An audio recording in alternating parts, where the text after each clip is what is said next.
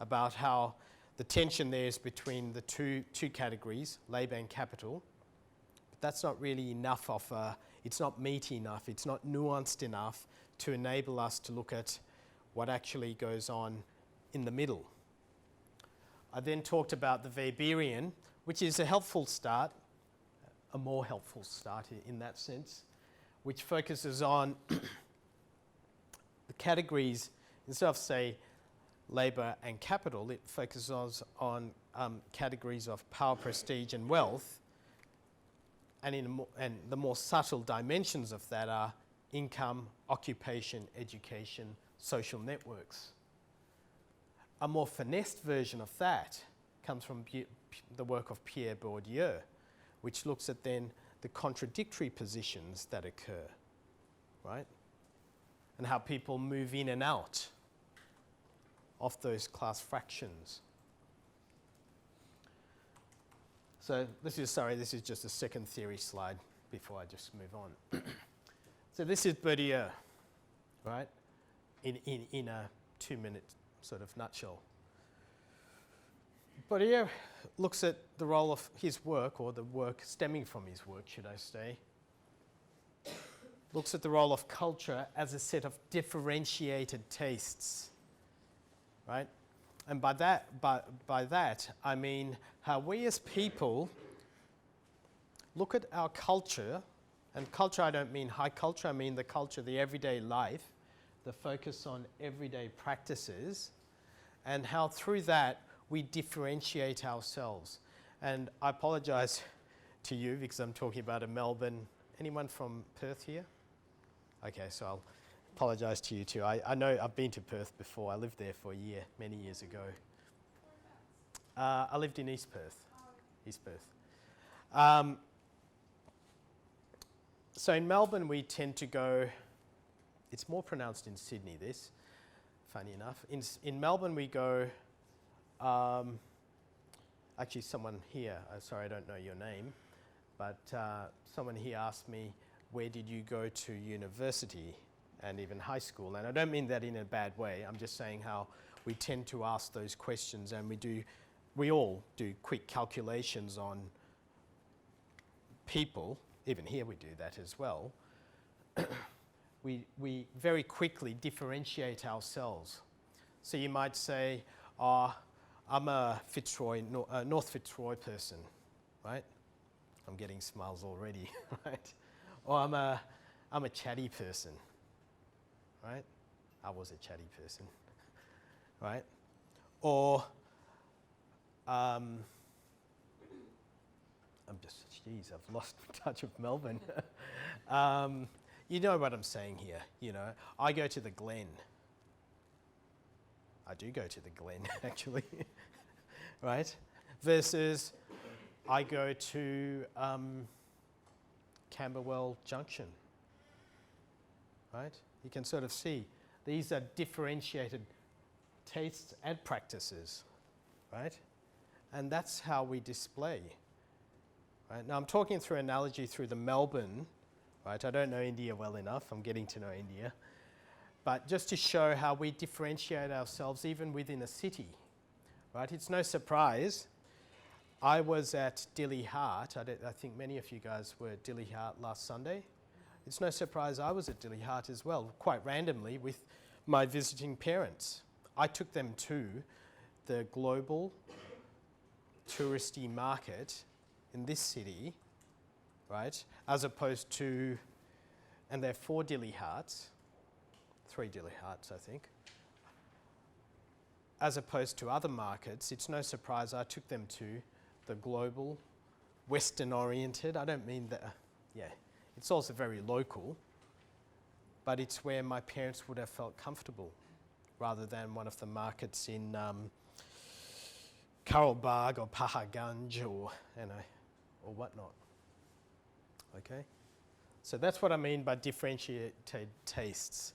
We differentiate our tastes as people belonging to class fractions.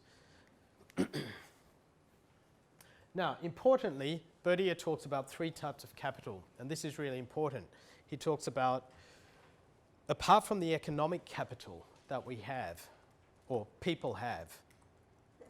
He talks about the social capital, how embedded you are socially network-wise, social network-wise, how embedded, what social connections do you have, right? And in a professional sense, that might mean who are you connected to on LinkedIn these days? So that's social, but he also talks importantly about cultural capital. And this is an important concept. It's about the tastes, the refinements, the skills, the manners that we acquire through the cultural institutions that we have traveled through. So, for example, the types of schooling we have had, right? The types of universities we've been to, the types of employment circles that we move within, right? You're a LLB student here, so taking the Indian example, are you going to work for a global law firm? No, I didn't want an answer, but you've answered that in a sense. But are you going to work for a global law firm, or an Indian national elite law firm? Are you going to work at a state-based firm? Or are you going to work as an advocate out in Sonipat with your little shop? Can you sort of see the ranges and the ranges of options, and then even within each one, the ranges of access to levels of power and networks? And each of them have different levels of cultural and social capital tied to them, just as an example. Now, I'm bringing it back on my next slide, but even here, as you can see, back to my area. We express, and this isn't just me as a consumer research, consumption is seen as a major site through which sociologists, anthropologists, those who study class, have settled on the fact that consumption is one of the sites through which we express our class identity. The things we buy, the clothes we wear, the hairstyles we have, the shoes we have, the brands we consume, right? These speak for us and about us. So I just wanted you to think about that as I move into my next couple of slides. This fellow here, he has to have a certain level of cultural capital to be able to do this. First thing, he has to know what a selfie is. Yes, we all know. In much of the world, the developed world, that is ubiquitous now. But apart from that, look at the way he dresses.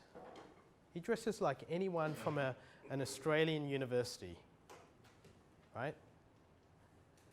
Now, I've been here long enough, short enough, I guess, in India to see that our students here on this campus dress in very similar ways. The brands are subtly different, as I'll show you, but they dress in much the same way. Whereas if you go to Sonipat, the main strip, you'll see that the people dress differently. The guys who are your ages, 20-ish, you know, they dress differently. And what this fellow here is differentiating himself through his dress, his style of glasses, and so on, right?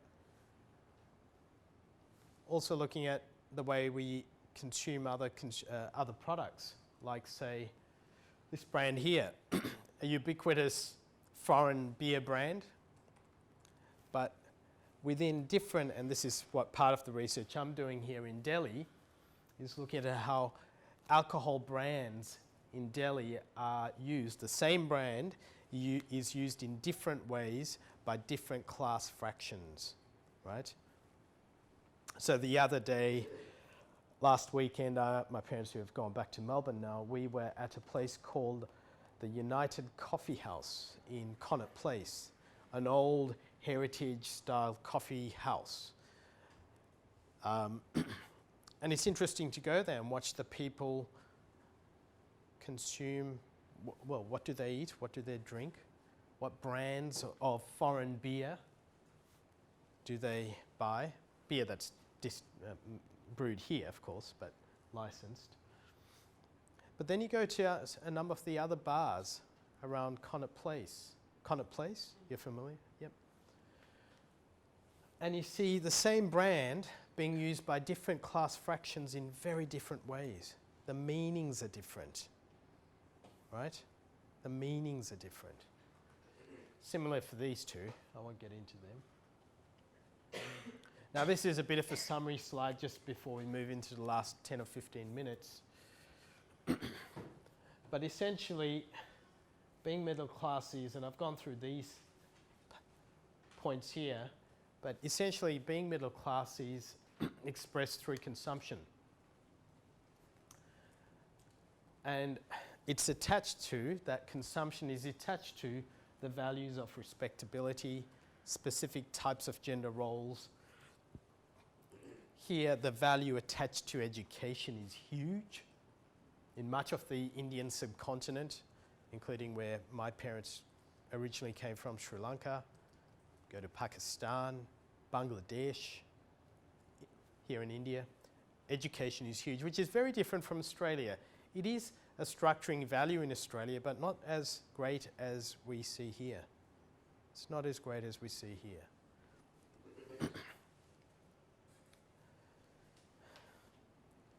Anyone familiar with this brand?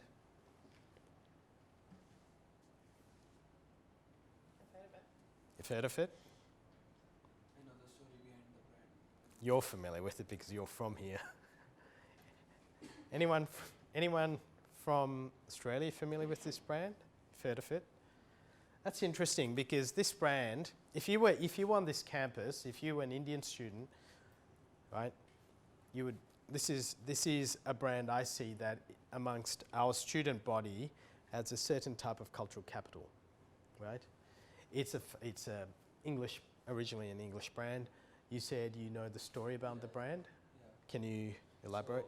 So, it was created by two brothers. They started selling jeans in London in a market. From there, they have emerged and they came to India and they started. Yes, yes.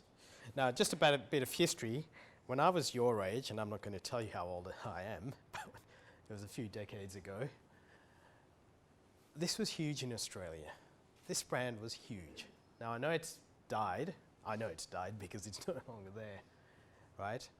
And the brand doesn't have much trajectory, or it might have a future in Australia, but currently the brand hasn't entered the Australian market, re-entered the market in a big way.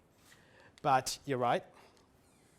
An English brand, two brothers, and they have decided to enter the Indian market because this is a massive market.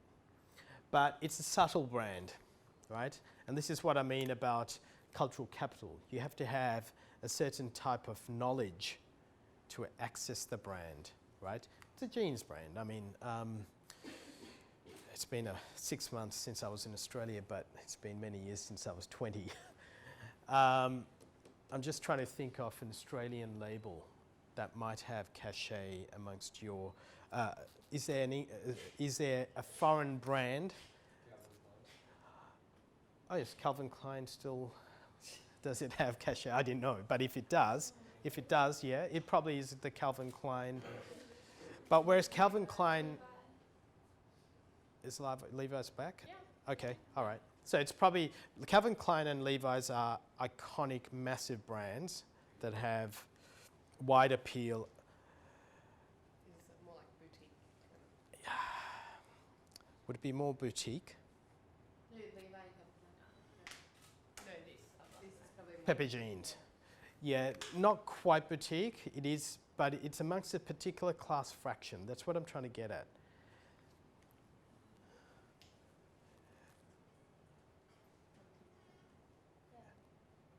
Sorry? we don't know James Country Road. I mean, I know Country Road's Australian, but again, yeah, I mean, yeah, it speaks to a certain class fraction, right?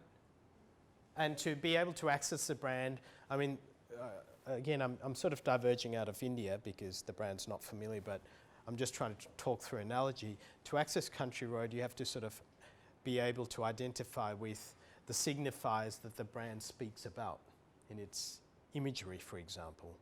Yes? Okay. Similarly here, right? This, and I put this up here because this is a brand I used to wear when I was 20, and this was not, it was a decently known brand amongst university students when I was your age, but it's no longer in Australia.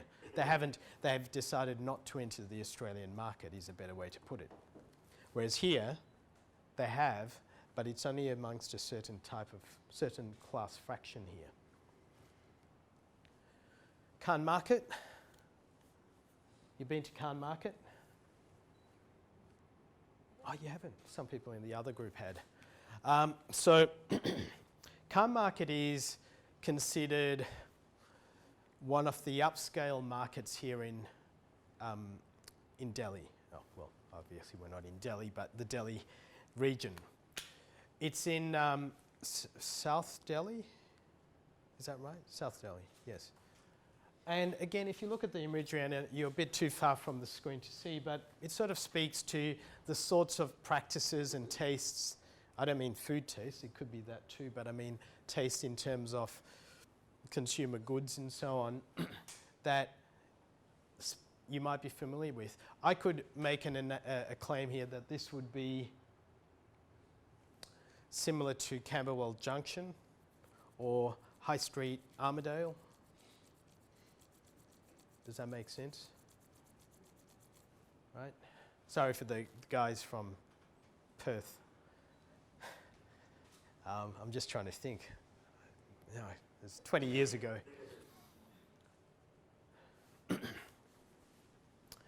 Anyone here heard of Royal Enfield? One? Okay, so Royal Enfield is obviously a motorcycle brand. It's a heritage British brand, English brand, but it's no longer English. It's been bought by a consortium and it's now based out of Chennai. In fact, it's manufactured and distributed out of Chennai. I'm going to show you a link. This is a link to, if I can bring this up, my hands are frozen.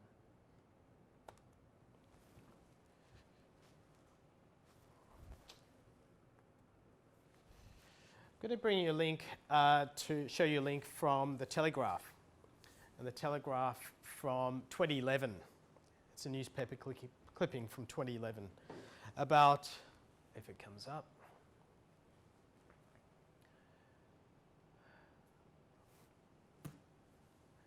it's a link that describes the battle between Triumph and Royal Enfield. This is 2011, 7 years ago, for motorcycle dominance in India. Now, of course, Royal Enfield is an Indian brand, now an English brand that is now owned by an Indian consortium and manufactured, distributed and marketed in India. But just even looking at the title here, years after they last went head-to-head at home, it's a bit cheeky because it's not a British brand anymore. Two classic British motorcycles are in a race for dominance in India, the world's fastest growing market, right? Now, it's no surprise, sadly, actually, you might have heard of an Aussie who was killed in a motorcycle accident last month, maybe not, here in Delhi. He was riding with a group of his mates on a bunch, they were riding a bunch of Royal Enfields, an iconic sort of tour around India, and at 8 a.m. through the Delhi fog, he was hit by a bus, sadly. But it's no surprise that this brand has cachet, right, with a certain type of Indian consumer. Because what do you think it speaks to? The brand itself, the bike, could be many things. Heritage.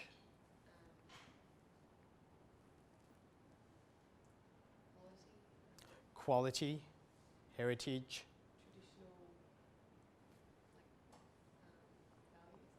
traditional English values, right? Yep. And you have to think, you put this in a post-colonial context, right? In in an India that sort of disavows but also looks up to England. If I can get out of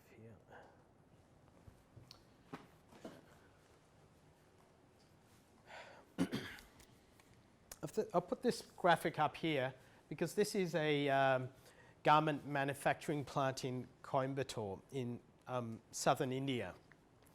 Now I'll put this up here because again, I'm just throwing a newspaper clipping at you.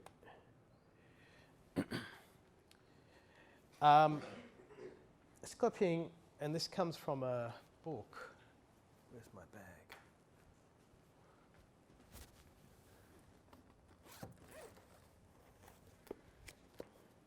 Being middle class in India. This community has been studied quite a bit. And this, there's one research article in this book, Being Middle Class in India. How is the new contemporary Indian middle class being conceived of? But not only like by people like us, academics, but also what are they doing? And part of the research focuses on this community, the Gauda caste that belongs to this particular part of southern India.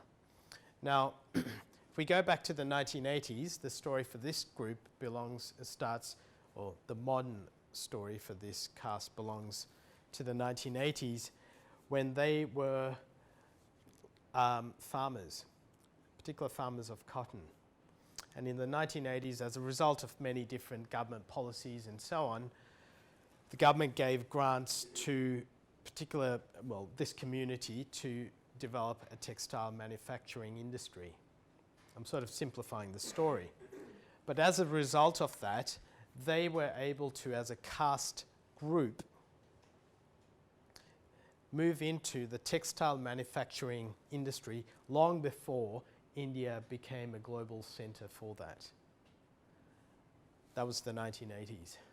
Through the 1990s and the 2000s, this group, as a caste, has had enormous global economic success, and they've also been able to increase, socially mobile, become more socially mobile. And as a result of the economic resources they've developed, what they've done is put that back into the value of education, right? And what they've done is, en masse, sent their kids abroad, right? Now, the way they've done this is interesting because for the male kids, they've sent them to textile manufacturing school, right? And the idea is that they will come back and work in the family business, which many of them have done. For the female kids, the idea is that they will go abroad and get an education, but the education means something completely different, right? It means a higher value in the marriage market, right? It means a higher value in the marriage market. So you can sort of see that this group, as a result of globalizing and cultural and economic globalization, this group as a caste has been able to not only become economically mobile, but as a result of the economic resources they've developed, they've sent their kids abroad, got foreign educations, often from British universities, which were heavily linked to textile management and the textiles industry. They've come back, the kids move into the male kids move into the family business, and the female daughters, are seen as their education is not necessarily seen as something that has value for the firm, the family firm, but it's seen as having value in the marriage market, right?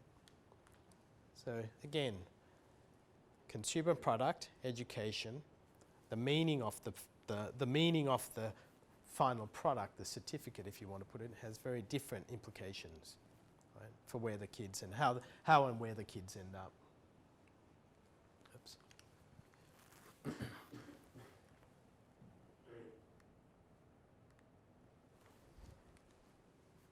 Okay, imagery. I guess no discussion of consumption can be complete without a focus on imagery. So I'm going to talk around the role of advertising images here and talk in particular around this idea of behavior, and we talk in consumer behavior around this idea of social reference groups. Has anyone heard of that term before? Social reference groups? Social reference groups are groups that actually police and surveillance. They're our friendship networks, right? They're family networks. They're a group employment contacts and networks, and they help surveillance our behavior or keep us in check, or we keep them in check, right? We feed off each other in terms of how people dress and behave, for example. Just to end off here, well, this is my second last slide, I think. I'm going to talk about a couple of advertisements that I've found interesting over the last couple of years in this market here. Starbucks, right? Now, I like this for a couple of reasons. One, it talks about the brand, but I like this. My late to work and I love it. Coffee, right? Now, if we're talking about the Indian middle class here, I want you to think about a couple of things. I want you to think about globalization. I want you to think about coffee culture. I want you to think about gender dynamics or gender relations. And perhaps you can make some, perhaps I'll ask you guys what you might be able to see into this advertisement. What might you be able to read into it? Even being here for 2 weeks, maybe a bit longer, obviously. What might you be able to read into this advertisement? What values, what ideas, what shifts can you see in terms of culture or politics, consumption, or trade? Can you see in this advertisement? This is an Indian advertisement, of course. Well, when I first look, it just seems a bit foreign. I feel like this sort of advertisement wouldn't have such success in Australia because punctuality is looking more important. As in, like, people do arrive late with a Yes. coffee, but it's not really. I don't know. Maybe it has. I think like the ability to be late to work shows that you have some more power in your workplace and that you're not Yes. necessarily subjugated to physical work. Yes, You yes. have a relationship with your boss and you're like, sorry, I'm 10 minutes late. Like it's not, Yeah. you're empowered in your workplace to be able to do that. Yeah, yeah. So certainly that is there. So what might this be saying then? That. I mean, apart from that, but then I'm just looking at who this person is, and what She looks like a college-educated American. a college-educated American, okay, could be, who's come back, if that's the word, I come just back. think she's dressed very Western. She's not like that type of massive coffee is very American. Yeah. You are right that in Australia, Starbucks doesn't have as much affinity with the market. I think I guess the thing is, in Australia, it's like so common to be late to work, so it's not really a privilege. But whereas you, it's like, oh, I'm like late to work. Everyone arrives late to the lecture or work with a coffee. Like it's just, it's very Western. Yeah, it's very Western. it is very Western. You were going to... Is it the fact that she's a woman and she has like those lights? Like, Yes, very much. You know, I mean, could this have occurred on a couple of dimensions? The fact that she's late to work and the fact that she's a woman working. Could this have occurred 20 years ago, do you think? in such a broad way. Of course, there were females who worked in India 20 years ago, but the cultural notion that this could be accepted, do you think that could have occurred? Right? I mean, still today, there's parts of India where this cannot occur. This cannot occur. What are other things you can see in this ad? And then the people working in the background. Okay, I hadn't noticed that, but what about them? No, she's obviously off to a corporate job. Yes, yeah, And, Yep. and that she can say that she loves it. It's like, yep. Someone mentioned, I think it was you, an American, the type of coffee. well, obviously Starbucks represents that, but I'm talking about the representation of the brand here and the type of person that she is aspiring to be, right? The accoutrements that she has, right? The bag, the clothes. Were you going to say something? The hashtags are quite important, I think. Yep. I think that kind of speaks to the social media and Yep. how that will kind of Yep. is shaping the Western world, but I Yep. guess more so will shape the Indian Yep. society as well. So if you sort of want to, you just even in this 3-minute, 4-minute discussion, you know, what are some of the ideas of this woman who is clearly an Indian woman? This is an ad for this market. Some of the values that we can tease out here are what? Social media literate, Gender equality. gender equality, Empowerment. We should have a certain amount of control. yes, yep. There's a certain level of autonomy, Yeah. right? There's a brand literacy, right? There's, what else? Someone from the back.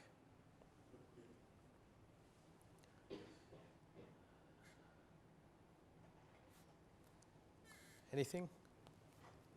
Anything else?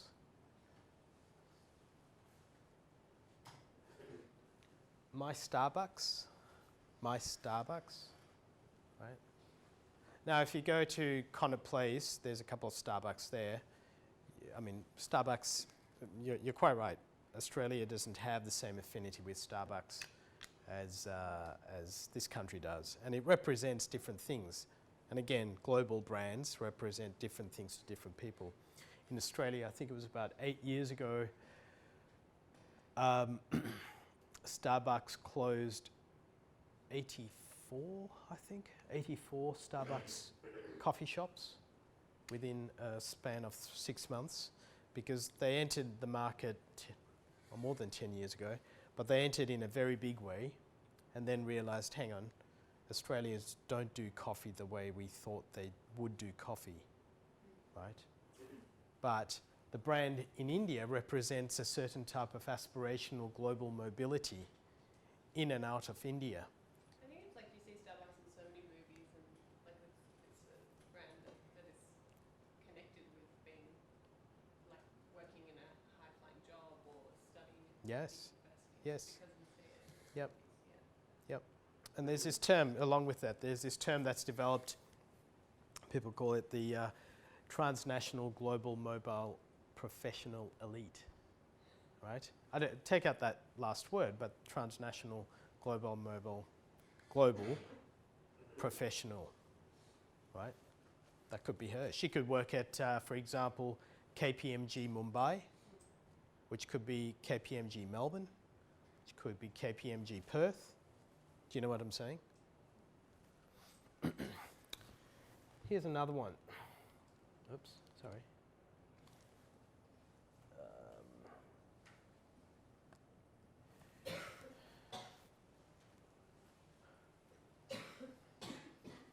What can you see in this? Oops, I'll expand that.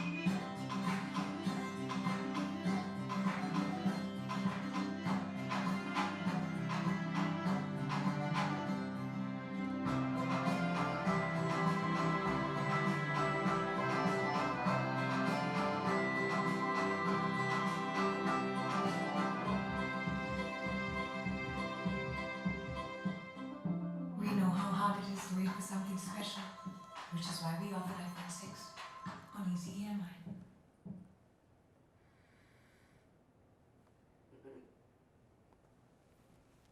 What about that one?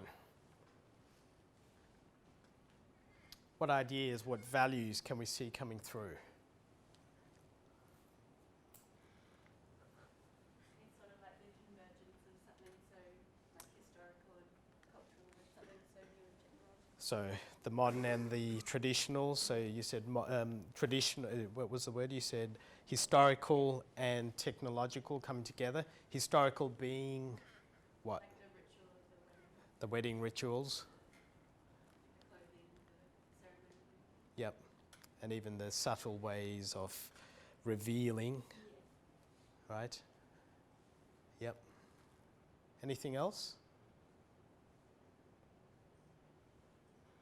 What else could you see in here?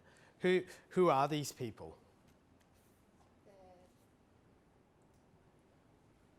Like, I'm trying to go back to Starbucks They seem here. like modern, affluent Indians who are participating in a traditional ritual, but they're modern Yes, and affluent.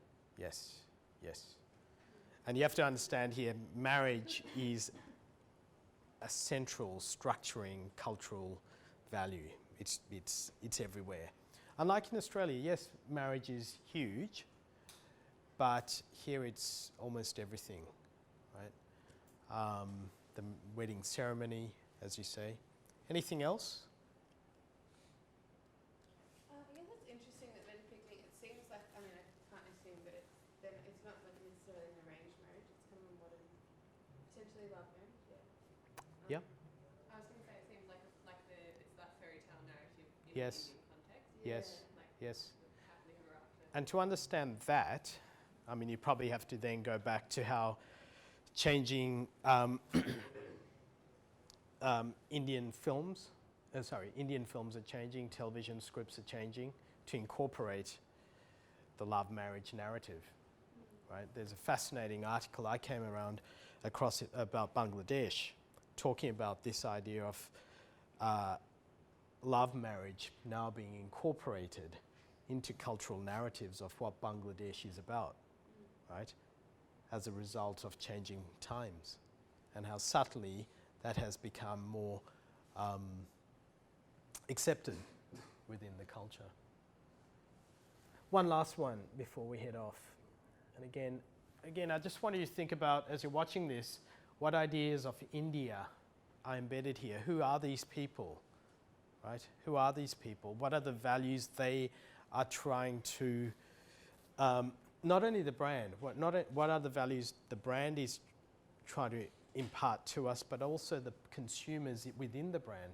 Who are they and what are they trying to show to us or display?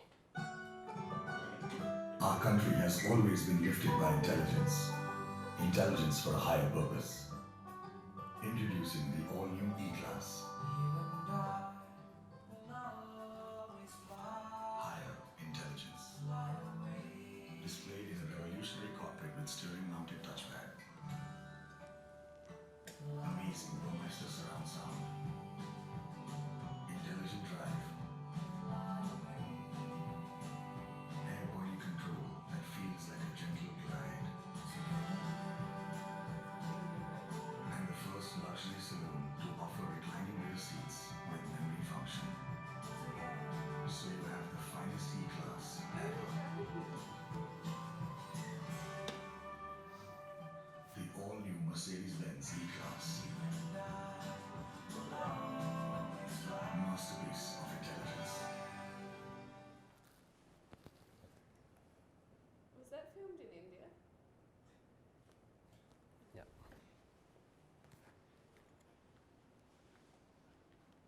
Why do you ask? We've had a lot of long bumpy bus runs. Okay, okay.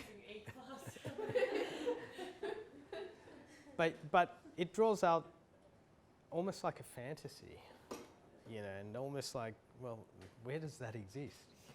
I had a similar comment before in the other class.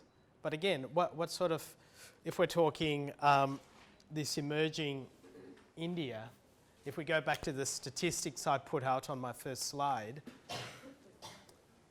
right, underneath those statistics, we have these three advertising images. Starbucks, we have Apple, and we have Mercedes-Benz, right? And again, in this one, what sort of ideas can we see there being drawn out? I feel like it's kind of like the traditional idea of providing for your family, but here the father and his son, because they were driven in a luxurious way, like most of that he was being driven as well. And Yes. enjoying it with his son. Yep. Yeah, very much so. Someone, was it you who had your hand up? You Yep. can see any answers to with a driver. Like, he's not driving the car, he has a driver. Yes, that's right. When you're That's in Australia, it's like enjoy the drive. that's right. Where this That is more like comfort seating in the back. Yep. Yeah. I've shown this clip many times, even in my classes, and that comes out. Even amongst my Indian students, this comes out. It's weird to sell a car, but not to sell to drive it. Yes. Yeah. Yeah. Well, they are selling. Yeah. Yeah, it's just a different, like, A different notion of what success is about here. Yeah, it's very. Okay. Oh, sorry. You were. Yeah. So it has like a child, and they keep on showing the child's face and how comfortable it is for the child. So if it is comfortable for the child, then it will be comfortable for everyone. I think that's the. Okay. What can you reveal into that? Because I've seen this, and are you from an Indian background? I'm from Bangladesh. Okay. So close enough in a sense, but subcontinental. What could you sort of suggest from that? Well, I was thinking that if it's like comfortable for children, it will be comfortable for anyone else, elders, middle age, like anyone will find it comfortable to sit in a car and enjoy the ride. Okay. Yep. Good. Sorry I cut you off. Oh, I was just thinking, the kind of appeal of this car seemed to be comfort, like luxury, which I guess is similar to the Australian market, but in a way, like, I feel like if you're picturing here, like a male father potentially, the general, like, appeal in Australia would more be, like, fast, Yes. efficient, Yes. like, gets you places. Like, because it doesn't depict a family, it depicts Yes. just a father Father and and son. Yeah. Yep. Yep. Yeah, father and son Father and bonding, son yeah. bonding. But I don't know, I'm just picturing like an Australian and you've got like either the family jumps in or you've got a male figure enjoying like a fast ride. Yeah. But you don't have like, someone sitting in the back seat reclining. Like that's kind of very unusual. Yeah. You've touched on something interesting there, which is this tension that exists for global brand managers. You've got a global brand, and how do you have one brand story, but how do you actually tell that story in different geographies with very different cultural values, right? So that's that tension, as you said, between. Would you see that in Australia? Probably not, but you'd have elements of that there, not fully. Anything else before I move on to the last slide? No. Okay, did anyone do any of the readings? Read any of the readings? Did anyone read any of the readings for any of the seminars? No?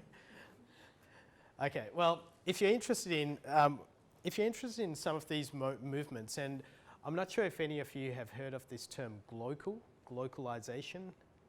Yes, globalization, right? Which hits on this idea of, how does a local brand, let me backtrack. Globalization is a combination of localization and globalization. So how does a global entity localize, a global practice localize, a global brand? How do they localize their brand stories, for example, here?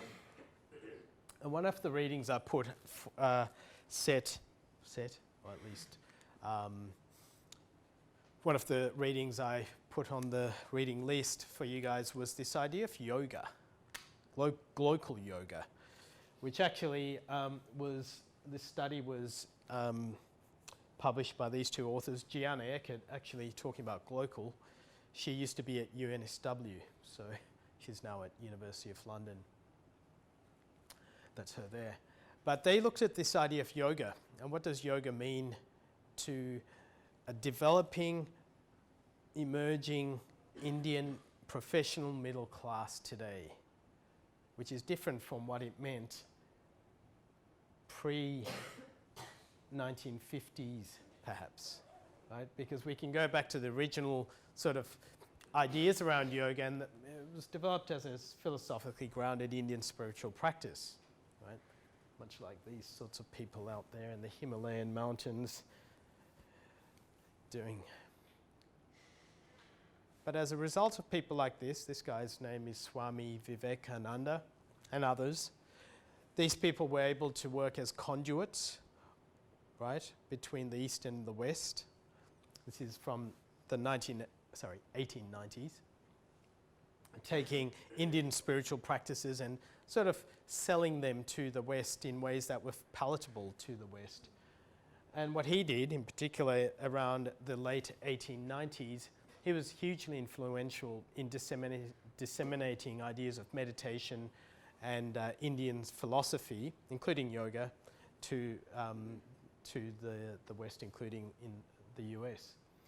But he did it by, not just him, but others as well, did it by positioning yoga as not a spiritual practice, but more as a means to health and fitness.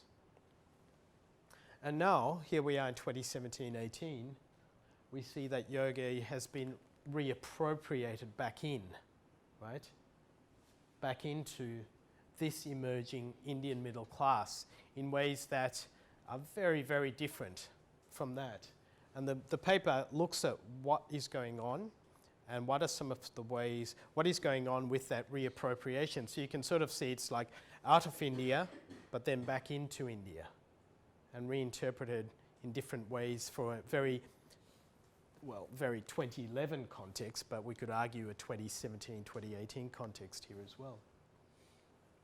I've just put that graphic to show in ways that we now have mass yoga instructional events like this.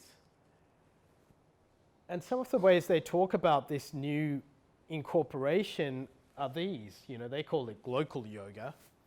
For example, and I'll just talk through about 6 of these. Yoga has now become a technique for HRM management. HRM, you know. So it's very much seen as a stress reduction tool in corporates, right? Or it's seen as a health practice that's commoditized as well. So there's a market orientation, as my third point there says, right? There's a market orientation around it. Now these meanings also are double-edged because on the one hand, there is a market orientation, right? And we can also talk about it being this idea of global yoga, right? Actually, a better example of global yoga is this, which you might be familiar with. You might even take part in it, right?